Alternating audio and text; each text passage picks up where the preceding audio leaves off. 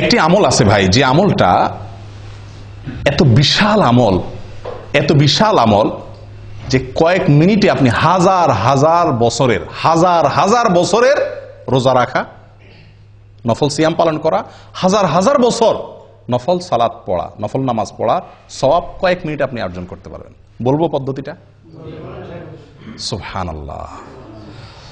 নবী সাল্লাল্লাহু আলাইহি ওয়াসাল্লাম বলেন, মান গাসসালা ইয়াউমাল জুমআতি ওয়াক্তাসাল ওয়া বাক্কারা ওয়াবতাকার ওয়া মাশা ওয়া লাম ইয়ারকাব ওয়া দানা মিনাল ইমামি ফাস্তামা ওয়া লাম ইয়ালগু। যে ব্যক্তি 5টা কাজ করবে জুমার দিনে, শুক্রবার দিনে যে ব্যক্তি কয়টা কাজ করবে? 5টা কাজ। আসলে কাজ একটা, 5টা শর্ত পূরণ করে একটি কাজ করবে, সে ব্যক্তির জন্য আল্লাহ সুবহানাহু ওয়া তাআলা কি রাখছেন বিনিময়ে? ফালাহু কান আলাহু আজ আমালু সানাতিন, তার জন্য 1 বছর আমল করার সওয়াব আল্লাহ তাআলা দিবেন।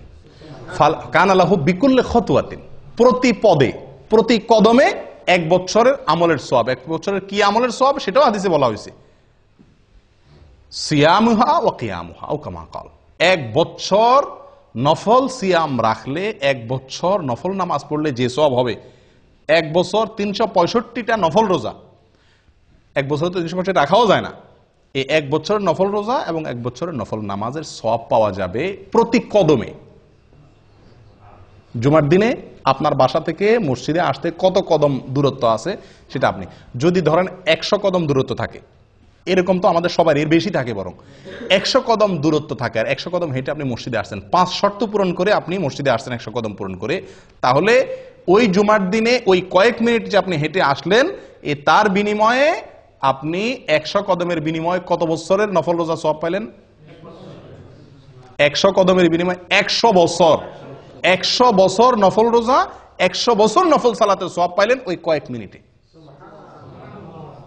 একটু চিন্তা করে দেখেন, 1 জুমা যদি এরকম হয়, 4 জুমা মাসে, 5 জুমা মাসে হয়, তাহলে আপনি 1000 বছরের আমলের সওয়াব তো শুধুমাত্র 1 মাসে আপনি কামাই করতে পারেন, এভাবে সারা জীবন।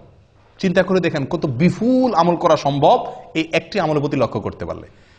আমলটা কি?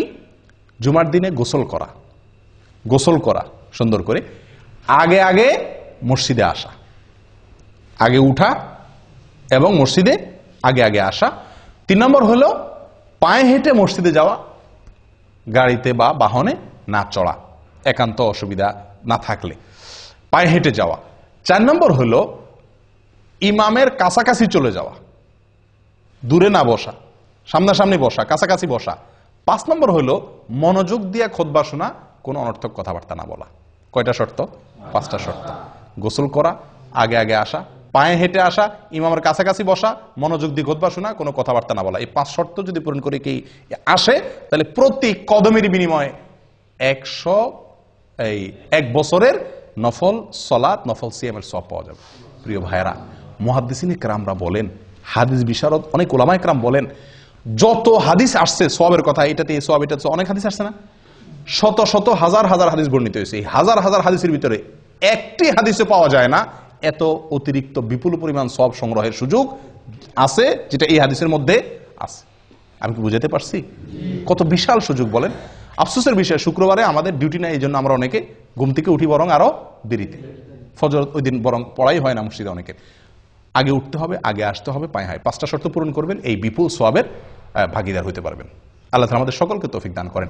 এই জন্য সাঈদ ইবনুল মুসাইয়্যিব, বিখ্যাত তাবেঈ, উনি বলেন, আমার কাছে নফল হজ করার চাইতে বেশি উত্তম শুক্রবারে আমল, এত বিপুল সওয়াব সংগ্রহ করা। কথা বুঝে আসছে? এই জন্য এই শুক্রবারের এই আমলটা খুব বেশি যত্নের সাথে করার চেষ্টা করি। আল্লাহ তাআলা সকলকে তৌফিক দান করেন। জাযাকুমুল্লাহ খায়র।